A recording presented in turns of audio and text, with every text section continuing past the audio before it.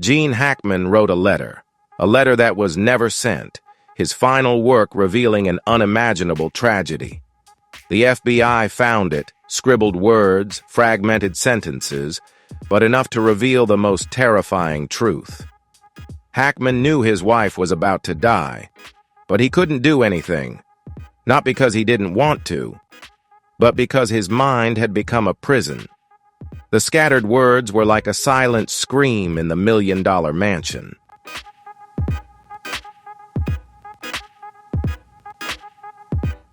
A place without blood, no signs of forced entry, the scene of an eerie tragedy, a woman who had collapsed.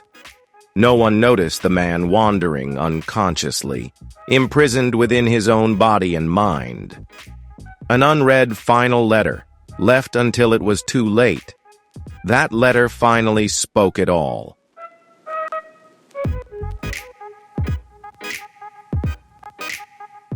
If you find this story intriguing and want to uncover more secrets behind Hollywood and untold tragedies, don't forget to like, share, and leave a comment below this video.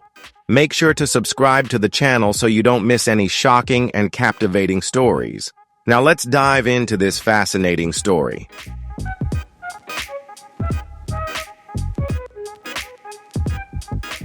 Santa Fe, New Mexico. A peaceful land where distant mountains embrace quiet villas, separated from the noise of the modern world of Gene Hackman. The $8 million house sat in this serene setting, with the earth, walls, and windows overlooking the vast sky. But on one winter afternoon, the usual tranquility of this place transformed into an eerie silence.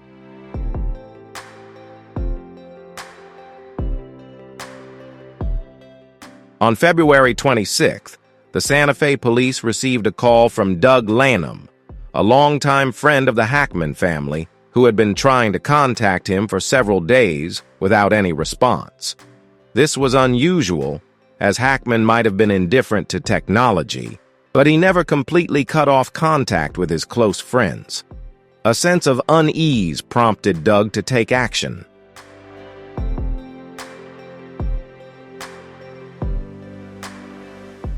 When the police arrived at the gate of the mansion, it was still closed with no signs of damage or forced entry. One of the cautious officers pushed the unlocked front door open. As soon as they stepped inside, they noticed the unusually heavy atmosphere in the house. There was no sound except for the wind slipping through the window cracks, no TV, no music, just complete silence. Their footsteps echoed on the wooden floor as they moved deeper into the house. There were no signs of a struggle. Everything appeared intact, from Hackman's unfinished paintings on the easel to the books on the table.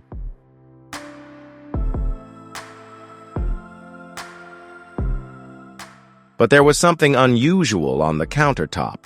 An old coffee cup still half full, as if someone had poured it and never returned. They then found Hackman lying on the floor of a small room near the kitchen, his sunglasses and cane beside him. His face was calm, but his half-closed eyes conveyed something puzzling, as if he had died from shock, but that was not the only thing that stunned the police.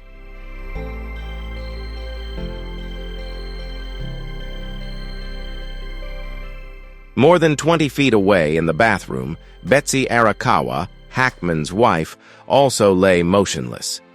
There were no signs of violence, no signs of a struggle, and no indication that anyone had broken into the house. Everything was intact, except for the strange silence that enveloped the entire space. Why was this not reported? Why did no one know this had happened? One of the investigators whispered to a colleague. They quickly realized the most concerning thing. Hackman did not own a mobile phone. Hackman had never liked technology.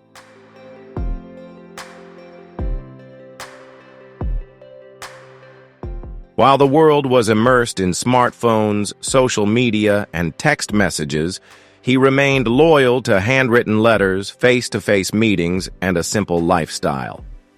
Tom Allen, another longtime friend, later shared, "Gene didn't care about phones. He never owned one, and if someone tried to give him one, he just laughed and said he didn't need it.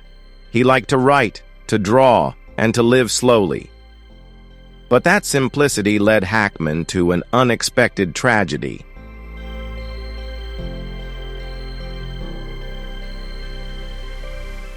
After Betsy's incident on February 11th, Hackman may not have realized the severity of his wife's condition. He may have tried to help her, or he might have been completely unaware of what was happening due to late-stage Alzheimer's.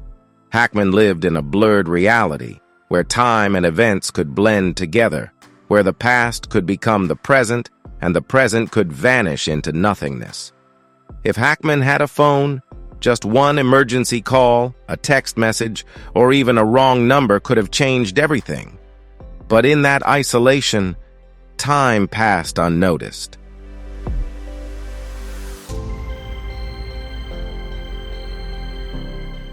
The police began to reconstruct the timeline of events. Betsy had contacted a friend via email on February 11th, but after that, there were no signs of her. She didn't open any emails, send any messages, or appear anywhere after 5:15 p.m. that day.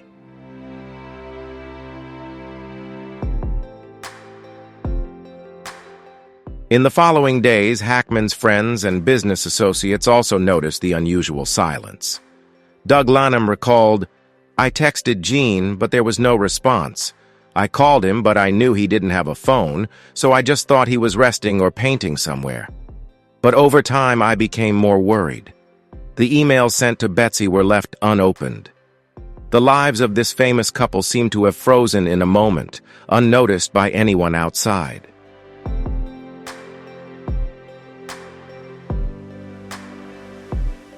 But there was one final sign, a faint signal that went unnoticed until it was too late. A letter written by Hackman in scrawled handwriting, lying on his desk. It was not a complete letter, nor did it have a recipient's address. It resembled a monologue of Hackman, a desperate attempt to record what he was witnessing but couldn't fully comprehend. Investigators wondered if he realized his wife had passed, if he was aware of his own isolation, and whether this letter was a cry for help he never had the chance to send.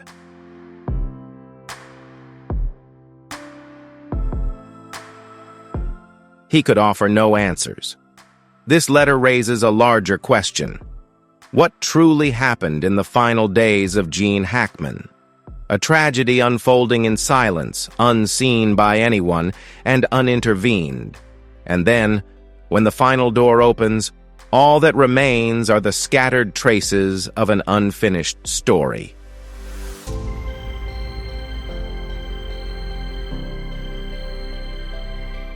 February 11th, a normal day in Santa Fe, with chilly weather and winds blowing through the characteristic red dirt roads of New Mexico. Betsy Arakawa left the house early in the morning. Her schedule was unremarkable, a visit to the farmer's market, buying food for the pets, and then returning home in the afternoon. A simple and peaceful day, no one could have predicted that these would be the last traces of her in this world.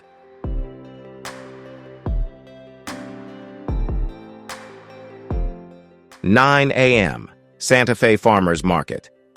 Betsy drove her silver Lexus to the farmer's market, where she often bought fresh produce for the family.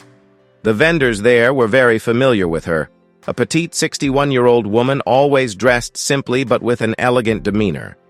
A friend of hers, Nancy Wells, was also at the market that day, and later recalled, "Betsy seemed completely normal. She smiled at everyone, picking out some apples and leafy greens. I even teased her about whether Gene eats vegetables," Nancy said, "and she just laughed and said he loves her vegetable soup." Nothing unusual. No sign that this would be the last time she stepped into that market.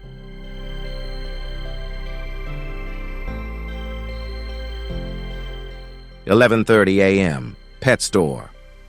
Betsy stopped at a small pet store near downtown Santa Fe. Her family owned 2 golden retrievers, and she was always concerned about their diet. The store employee later recalled that Betsy bought a bag of premium dog food and some snacks. She asked me about a new type of food. She was always thoughtful with her dogs, the employee said. Nothing unusual. She was still a kind woman, caring about everything around her. These activities were unremarkable, but that's exactly what makes her disappearance so strange.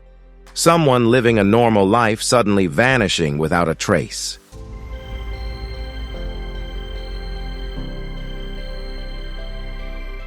5:15 p.m. She returned home. The silver Lexus stopped in front of the mansion. The security cameras in the area didn't capture anything suspicious. No one was loitering nearby, no signs of forced entry. Betsy opened the door, brought in the bag, but after that moment, all contact with her completely stopped.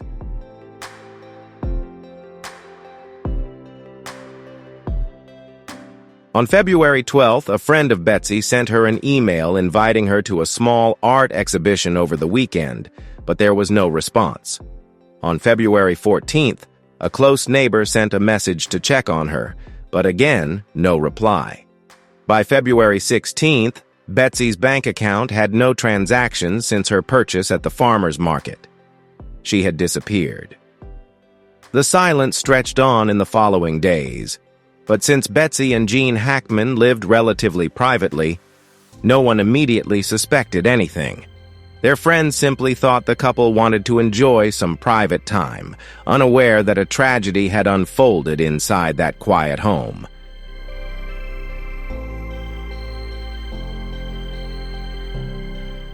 When the police found Betsy's body in the bathroom on February 26th, there were no signs that she had been attacked. The door was intact, the items were undisturbed, there was no blood, no injuries, and no signs of a struggle. Her body was simply lying there as if she had collapsed without warning. The coroner's investigators determined that she had passed away approximately 2 weeks before being discovered, matching the date of February 11th when she returned home.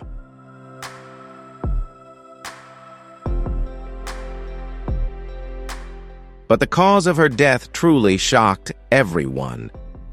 Betsy didn't die from heart disease, a stroke, or any other natural cause that a 61-year-old might experience.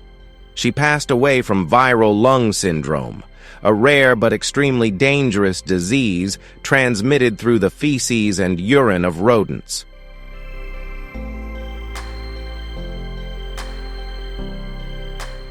Viral lung syndrome is a dangerous virus that can cause severe respiratory syndrome. It spreads by inhaling virus-laden dust particles from rodent feces or direct contact with their urine and saliva. The coroner's investigator found traces of the virus in Betsy's respiratory system, and the disease progressed rapidly, causing severe lung damage within hours. Medical experts speculate that she may have contracted the illness in the days leading up to her death, possibly while cleaning the storage room or accidentally coming into contact with rat droppings while gardening. But what's terrifying is that this disease may not show clear symptoms until it's too late.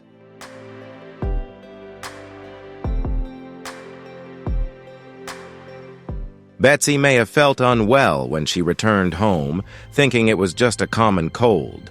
She may have gone to the bathroom, felt short of breath, and then suddenly couldn't call for help. No one was there to assist her, no phone to call emergency services, and no chance for her to survive. While the cause of Betsy's death was clear, the police still had many questions. Why didn't Hackman report to the authorities or call someone for help? Did he realize what had happened? Or had Alzheimer's completely confused him?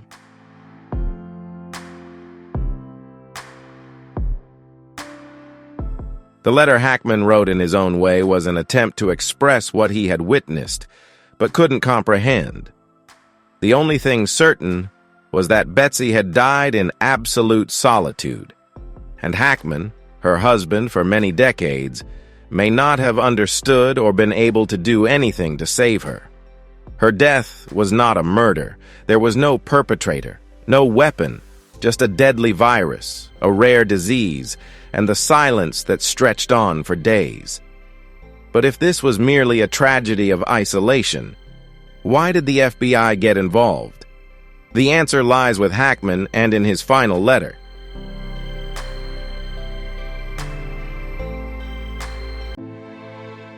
Gene Hackman's mansion was engulfed in an eerie silence when the police discovered the bodies of both him and his wife. They believed it was a natural death due to old age, but there was one detail that prompted the FBI to investigate: an unsent letter lying on Hackman's desk. The crumpled paper with scrawled, disordered words, lacking any clear structure. The handwriting was unlike the neat, confident style Hackman once had when he was in good health. Special Agent John Whitaker, the first to read the letter, described the feeling. It wasn't just a letter, but a desperate attempt to communicate, though the writer had lost himself in his own mind.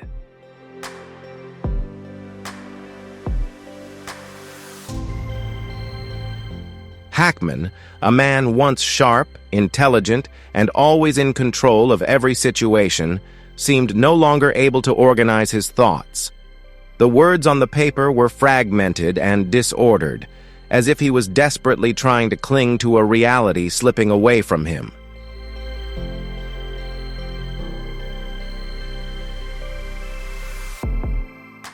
The first sentence sent a chill down the investigator's spine. "Betsy is cold." Was she cold literally or figuratively?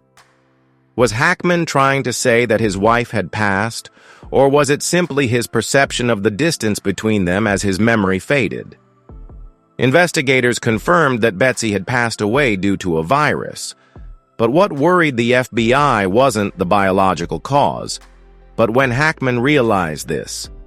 If this letter was written before Hackman's death, it meant he knew his wife had died, but didn't tell anyone.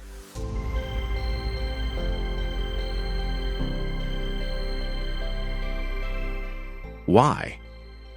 Alzheimer's may have taken away his sense of time. Perhaps he didn't know how to call for help, or in his confused mind he thought she was still alive, or worse, he knew she had passed, but couldn't accept the truth.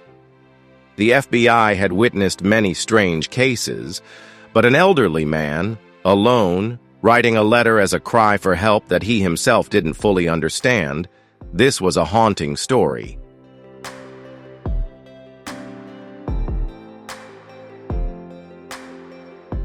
The next line in the letter made everything even more mysterious.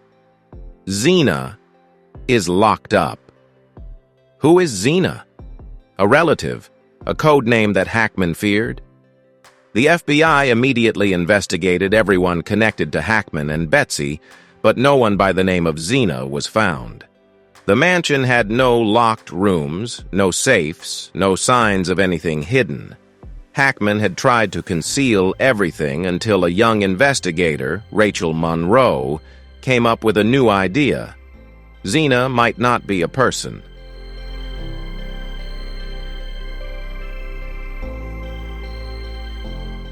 They rechecked the house, and that's when they found a small cat named Zena, locked in the storage room for days.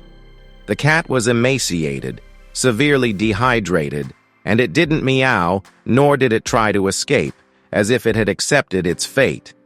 But what mattered wasn't the cat. But the bigger question, why did Hackman lock it up? Did he remember doing it? Did he lock it in a panic after discovering his wife had passed? If you find this story surprising and captivating, leave a comment with the number 1. If not, leave a comment with the number 0.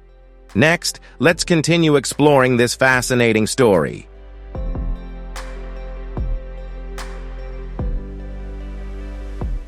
The police confirmed that the storage room was not dangerous, but for Hackman, a man gradually losing control of his mind, he may have thought there was something threatening in the house and inadvertently locked the cat in there as a defensive reflex.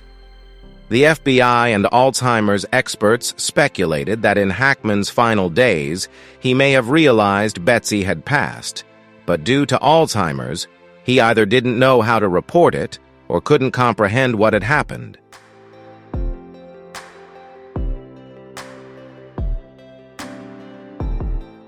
He felt uneasy, perhaps due to loneliness or disorientation, so he locked Zena in the crate for fear it would run around.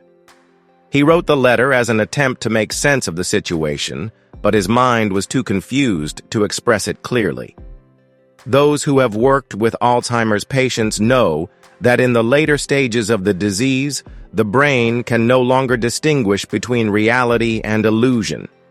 Hackman may have wandered around the house, talking to Betsy as if she were still there, not realizing that she had already passed.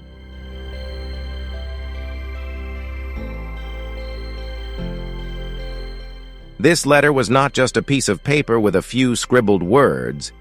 It was evidence of a man gradually losing himself, a once great mind now reduced to a wandering soul in his own home.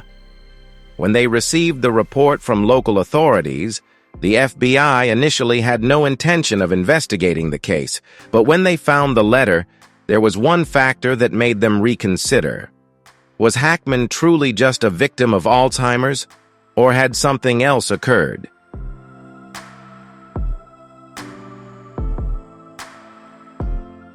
They began to reconsider every corner of the case. Betsy's last emails, Hackman's recent calls, whether there were any security cameras in the area, anything that could help them better understand the situation.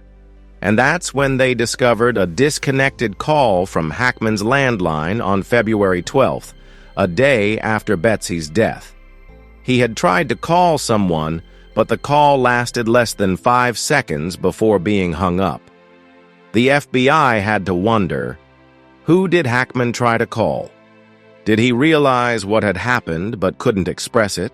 Or had someone intervened in their lives without anyone knowing?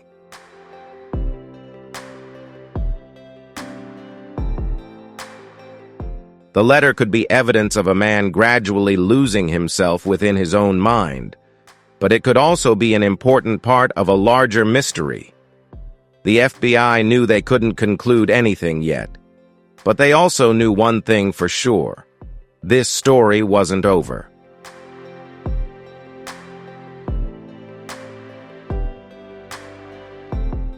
On the cold floor of Hackman's mansion, a small rope crate was pushed into a corner, almost hidden by the shadows.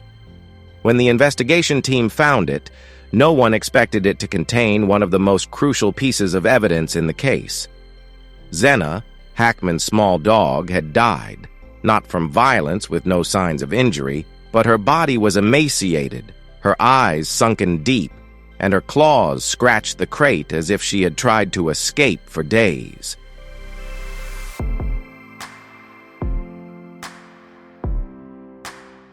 Investigator John Whitaker knelt down, gently opening the crate.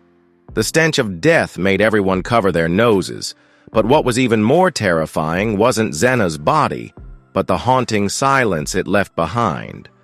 Why was Zena locked in the crate? Who did this?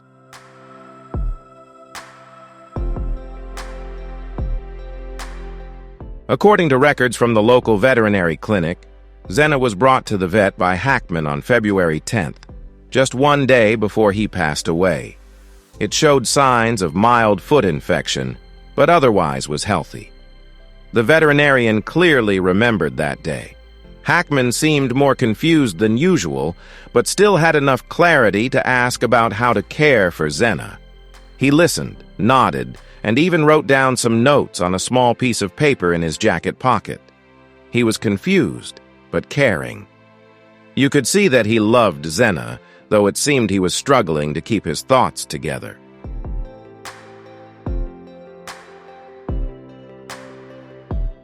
But somehow, within 48 hours, Zena was locked in the crate, completely abandoned, and died of starvation and dehydration. What happened in Hackman's mind? Forensic data from the mansion revealed something strange. Hackman's 2 other dogs had survived. They weren't starved to death. Their bowls still had dry food and water. This suggests that Hackman still had some instinctual actions. Despite his severe memory loss, he remembered to feed the 2 larger dogs. He still let them outside, but somehow Zena was completely forgotten.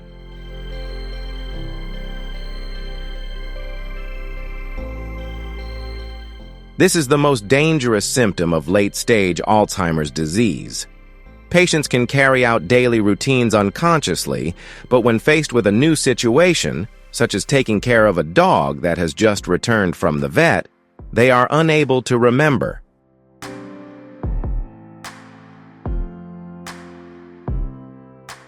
Perhaps Hackman brought Zena home, placed it in the box to keep it safe, and then immediately forgot it was there.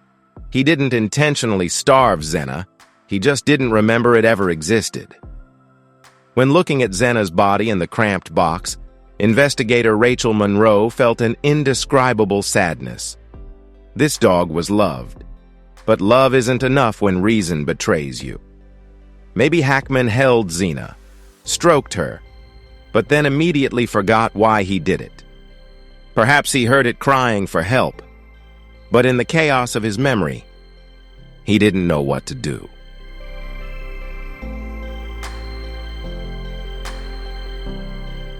What made this case? The haunting wasn't about what Hackman did, but about what he couldn't do. He couldn't call for help for his wife. He didn't remember locking Zena in the box. He couldn't connect the fragmented pieces of his own memory, and perhaps he never realized that everything around him was slowly fading away.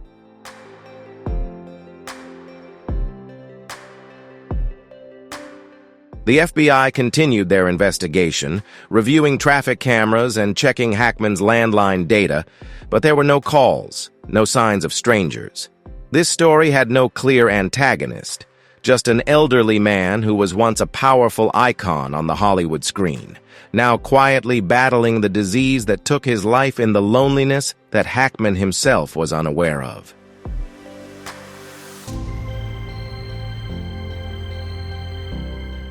But there was still one big unanswered question. Was there anyone else there during Hackman's final days? The FBI began considering a more terrifying possibility, one that could completely alter the perception of the case. Because sometimes, forgetfulness isn't random.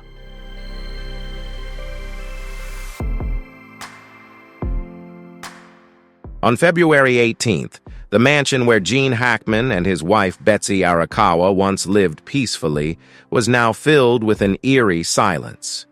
No sounds, no one coming or going, no signs of life. The neighbors, familiar with the image of a quiet but dignified Hackman and a gentle Betsy with a sweet smile, now only whispered to each other about the mysterious disappearance of the two.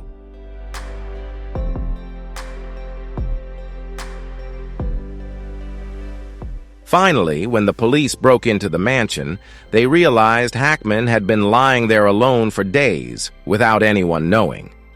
Investigators confirmed he passed away around February 18th, a week after Betsy's death. When found, Hackman's body was severely emaciated, his skin pale with clear signs of dehydration and malnutrition, leading to serious heart failure due to his already weakened health. Combined with the lack of food and water, his body was in a state of extreme exhaustion as he gradually weakened in a house where no one reminded him that he needed to live.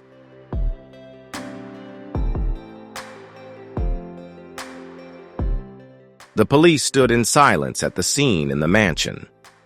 There were no signs that Hackman had attempted to call anyone.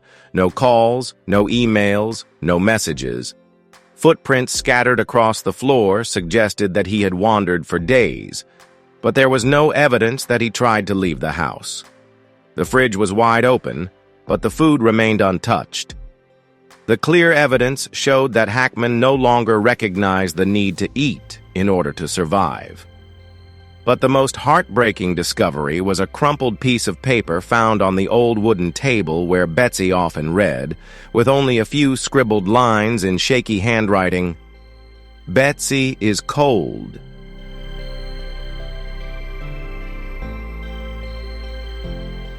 The FBI decided to recreate Hackman's final days by analyzing the traces left in the mansion. They discovered a series of repetitive actions, as if Hackman were trapped in an endless loop. He would move from the bedroom to the living room, open the fridge but take nothing, stand by the front door looking outside but never open it, then return to the bedroom and continue the loop, like an unconscious habit.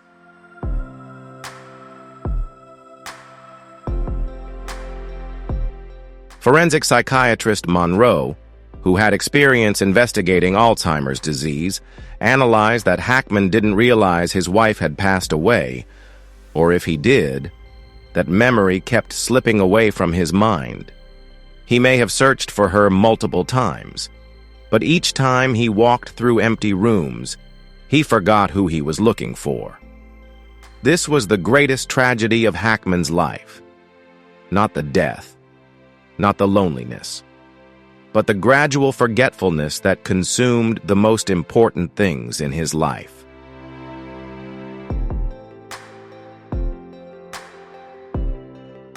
Betsy had passed away on February 11th, but Hackman didn't remember that. When the FBI checked the security cameras in the area, they found that no one entered or exited the mansion after February 11th. This proved that Hackman had been there alone, completely disoriented about time. Signs in the house suggested he had survived unconsciously, a glass of water left on the table, still full. He might have poured it, but then forgotten to drink it. A book left open but its pages unread, a sign of someone trying to concentrate but losing connection with reality. A landline right next to him, but it wasn't used. Hackman might have forgotten that he needed to call someone for help.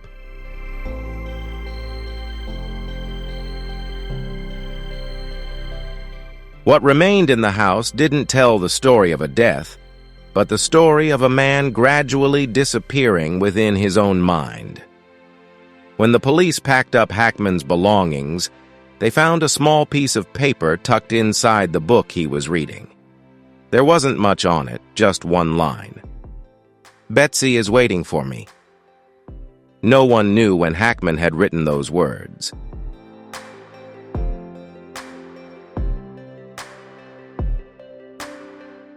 Perhaps before Alzheimer's took away all of his memory, perhaps in the final moment when a part of his memory of Betsy suddenly flickered like a faint light through the dense fog.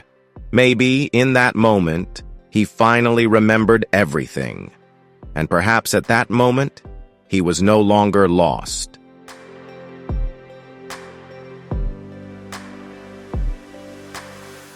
There was no murderer, only time, illness, and isolation that killed them in the mansion.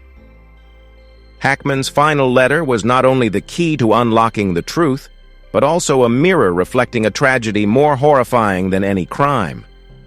Sometimes, forgetfulness is scarier than death.